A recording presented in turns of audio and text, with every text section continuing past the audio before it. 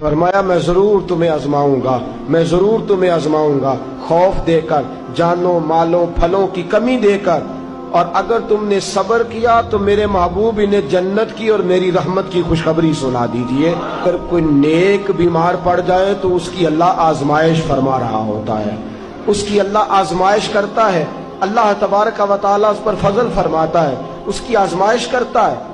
پھر ان مصیبتوں پر جو شخص صبر کرے، رب فرماتا ہے اگر میری رضا پہ راضی ہو گیا تو ان اللہ مع الصابرین، باقی نیکیوں پر میں ثواب دیتا ہوں، اور جو کوئی صبر کرتا ہے رب فرماتا ہے میں اس کا بن جایا کرتا ہوں، صبر کرنے والوں کے ساتھ ہو جاتا ہوں۔ اور جب اللہ آزمائش ڈالتا ہے نا تو جو کام سیدھے ہوتے ہیں وہ بھی الٹے ہونے شروع ہو جاتے ہیں۔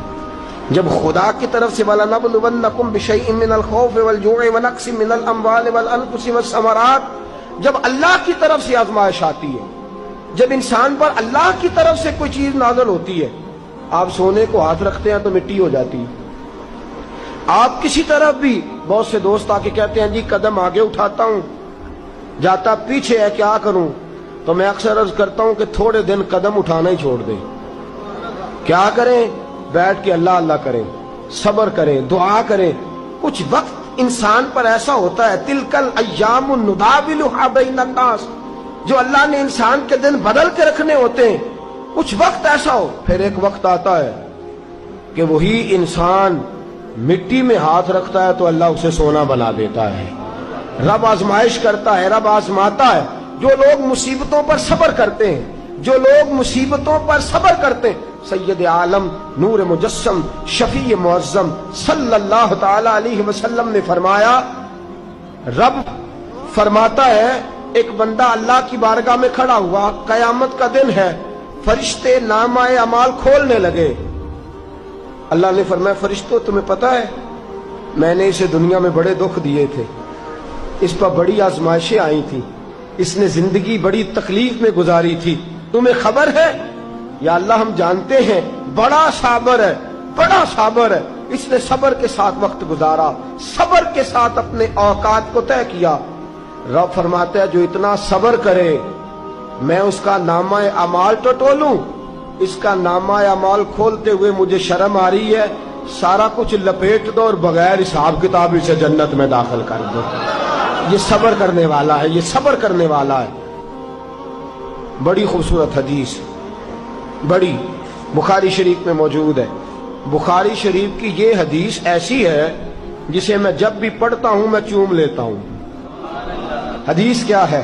رسول کریم صلی اللہ تعالی علیہ وسلم نے فرمایا، رب فرماتا ہے ایک بندہ ہے، اس کو میں نے آنکھیں نہیں دی، اس کو میں نے آنکھیں نہیں دی، اندھا ہے، پیدائشی اندھا ہے یا بعد میں کسی وجہ سے ہو گیا، اس کے پاس آنکھیں نہیں، لیکن اس نے زندگی بھر صبر کیا، اس نے زندگی بھر صبر کیا۔ صبح قیامت وہ کھڑا ہوا تو رب کریم نے فرشتوں سے فرمایا، فرشتوں اس کو میں نے آنکھیں نہیں دی، بیچارہ نہ بیٹی دیکھ سکا، نہ بیٹا، نہ باپ دیکھ سکا، نہ ماں، یہ کوئی دنیا کا نظارہ نہیں کر سکا، تم بتاؤ اس کا اجر کیا ہے؟ فرشتے کہتے ہیں مولا جنت کا اعلیٰ درجہ دے دے، اللہ اسے بے حساب بخش دے۔ اب فرماتے اس نے ساری زندگی بغیر آنکھوں کے صبر کیا ہے، اسے صرف جنت نہیں ملے گی بلکہ آج اسے اس کا رب اپنا دیدار بھی کرائے گا۔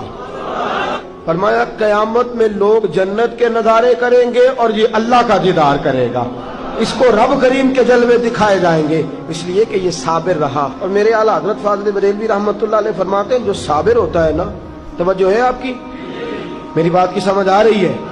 اعلیٰ حضرت فرماتے ہیں بڑا قیمتی جملہ، فرماتے ہیں جو صابر ہوتا ہے وہ سکون میں ہوتا ہے۔ شیخ سعدی رحمۃ اللہ تعالی علیہ کے پاس ایک شخص آیا، کہنے لگا حضرت جی دیکھیں نا میرے پاس اتنے بھی پیسے نہیں کہ میں جوتے لے سکوں، کیوں؟ فرمایا صبر کر اللہ دے گا۔ کہنے لگا جی صبر ہی کیا ساری عمر، اس نے جوتے لینے کے برابر بھی پیسے نہیں دیے، ننگے پاؤں پھر رہا ہوں۔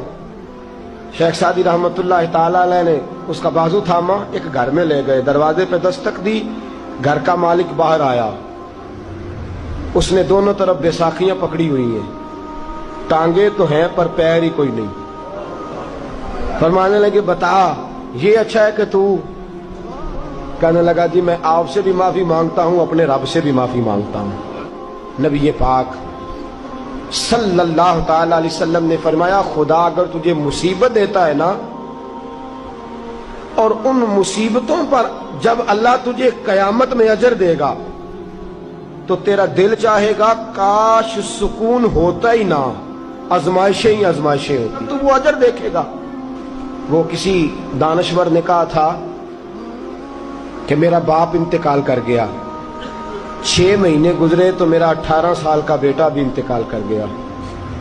کہنے لگے میں نے اپنے 80 سال کے باپ کا جنازہ اٹھایا تو میری کمر نہیں جھکی، لیکن جب 18 سال کے بیٹے کا جنازہ اٹھانے لگا تو میری کمر جھک گئی، اور رو کے کہنے لگا لوگوں باپ کا جنازہ پڑھنا آسان ہے، دعا کرو کسی کو بیٹے کا جنازہ نہ پڑھنا پڑ جائے، بڑا مشکل کام ہے، بڑا کٹھن مرحلہ ہے۔ حضرت ابو ہریرہ رضی اللہ تعالیٰ عنہ فرماتے ہیں اللہ کے محبوب صلی اللہ تعالیٰ علیہ وآلہ وسلم کے صاحبزادے جناب ابراہیم علیہ السلام فرماتے ہیں حضور کے صاحبزادے آپ رات کو جب ان کی ولادت ہوئی تو نبی کریم علیہ السلام ہمارے درمیان آئے۔ جاگیے ذرا غور فرمائیے گا بات پہ۔ سید عالم صلی اللہ علیہ وسلم تشریف لائے اور ہم نے حضور کے چہرے کو چمکتے دیکھا۔ ہم نے کہا یا رسول اللہ موڈ مبارک بڑا اچھا ہے، حضور کوئی خیر کی خبر ہے؟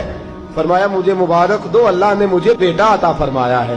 فرماتے ہیں اگلے ہی دن، ایک روایت ہے کچھ عرصے کے بعد، ایک روایت ہے اگلے ہی دن ظہر کے بعد میرے محبوب نے پیار کرنے کے لیے بیٹا اٹھایا اور صاحبزادے کی سانسیں اکھڑنے لگی۔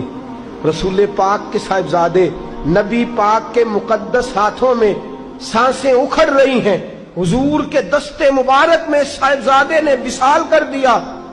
آنکھیں بند کی تو نبی کریم کی مقدس آنکھوں میں آنسو آئے۔ رات خوشی تھی، رات حضور مبارکیں وصول کر رہے تھے، رات مسکرا رہے تھے، ایک ہی تو رات گزری ہے، 24 ہی تو گھنٹے ہوئے ہیں، آنکھوں میں آنسو بھر آئے ہیں۔ حضرت عبداللہ ابن عمر رضی اللہ تعالیٰ عنہ عرض کرتے ہیں یا رسول اللہ آپ رو رہے ہیں؟ حضور صاحبزادے کا انتقال ہوا تو رو رہے ہیں؟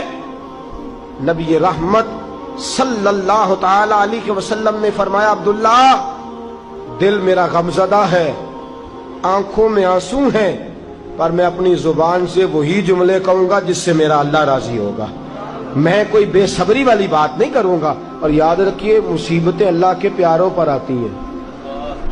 500 سال فرعون نے دعویٰ خدائی کیا ہے معاذ اللہ، 300 سال فرعون کا حال یہ تھا کہ ننگے پاؤں کانٹوں پہ چلتا تھا اور اس کے پیر میں کانٹا بھی نہیں چبھتا۔